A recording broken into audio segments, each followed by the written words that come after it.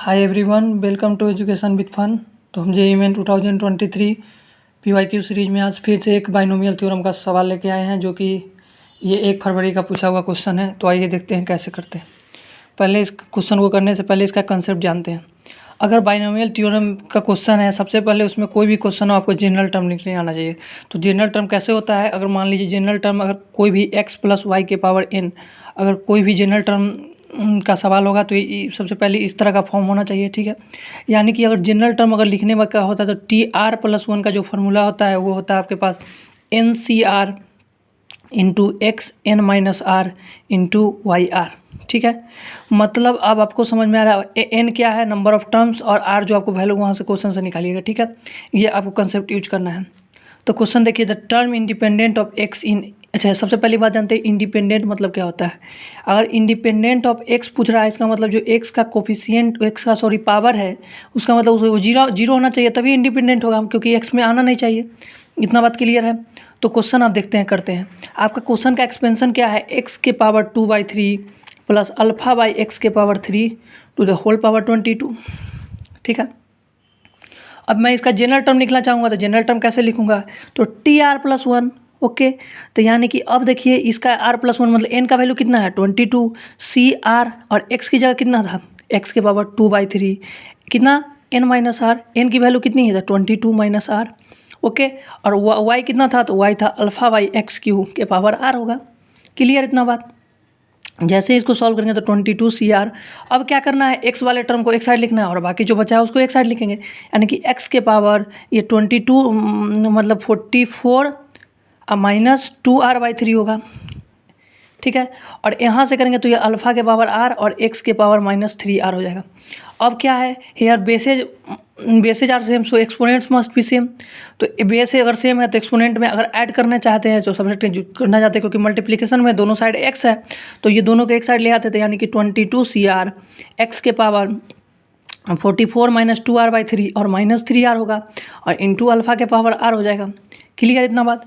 तो अब जैसे ही इसको सॉल्व करेंगे तो ये हो जाएगा 22 CR और x के पावर यानी कि LCM इसका लेंगे तो 3, तो 44 - 2r और -3 3 जा 9r, और ये हो जाएगा अल्फ़ा के पावर XR, मतलब 22 CR x के पावर 44 - 11r/3, और हो जाएगा आपके पास अल्फ़ा के पावर r, ठीक है। इतना बात समझ में आ रहा है।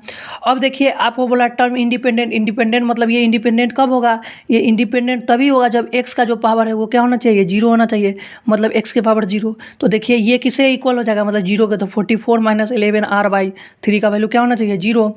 मतलब यहाँ से जैसे सॉल्व करिएगा तो 44 = 11r, यानी कि r का वैल्यू जो आपके पास होगा 44/11, दैट इज इक्वल टू 4 आया। अब r का वैल्यू 4 आ गया। अब आपको क्या दिया है, मतलब अब आपको निकालना पड़ेगा TR+1, क्योंकि जनरल जिसको माने थे इस तरह का फॉर्म निकालना, जनरल इसको क्या बनाए, ये बनाए हैं। तो मतलब r के जगह क्या पुट करिएगा, पुट r = 4, तो जो टर्म आपके पास बनेगा वो हो जाएगा T4+1, ओके। और ये हो जाएगा आपके पास 22 C4, ठीक है। और x के टर्म को तो हटाना है, ठीक है। और आपके पास अब क्या बचा, ये अल्फ़ा के पावर r बचा, ठीक है। लेकिन इसका वैल्यू कितना दिया है क्वेश्चन से, 7315, और r कितना लिए थे, 4 लिए थे, यानी कि r का वैल्यू आपका क्या है 4। अब इसको सॉल्व करना है। अब देखिए इसको सॉल्व कैसे करेंगे।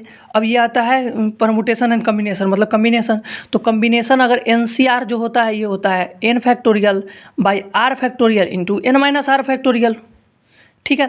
तो अब देखिए NCR मतलब ये NCR मतलब 22 C4 है, तो ये आपके पास जैसे ही इसको सॉल्व कीजिएगा तो ये हो जाएगा 22 डिवाइडेड बाई r मतलब 4, और ये हो जाएगा आपका क्या 22 - r 4 और इंटू अल्फ़ा के पावर 4 जो आपका होगा 7315।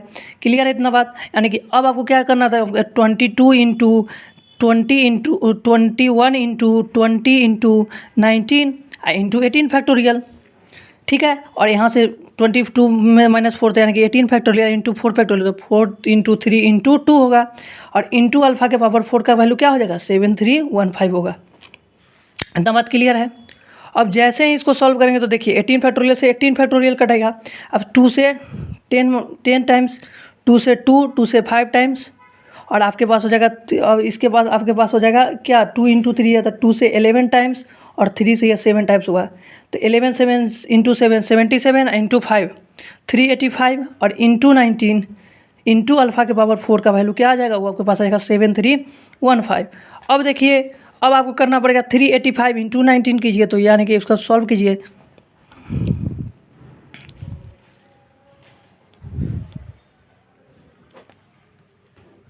ये आपके पास इसको भी जैसे ही सॉल्व कीजिएगा 7315 अल्फ़ा के पावर 4 इक्वल टू 7315, यानी कि आपका ये दोनों कैंसिल हो गया, यानी कि अल्फ़ा के पावर 4 का वैल्यू 1 है। तो यानी कि अब आप करेंगे तो अल्फ़ा का वैल्यू आ जाएगा आपके पास यहाँ से 1। ठीक है, अब अल्फ़ा के पावर 4 इक्वल टू, और इसको 1 के पावर 4 भी लिखिए क्योंकि दोनों साइड कर लिए। Here bases are same, here powers are same, so exponents bases must be same. Okay, तो यानी कि आपसे पूछा रहा है मॉड ऑफ अल्फ़ा, तो मॉड ऑफ अल्फ़ा यानी कि mod of 1 that is equal to 1, यानी कि मॉड आपको देगा पॉजिटिव वैल्यू। आई होप आपको ये वीडियो समझ में आई होगी। Thank you and have a nice day.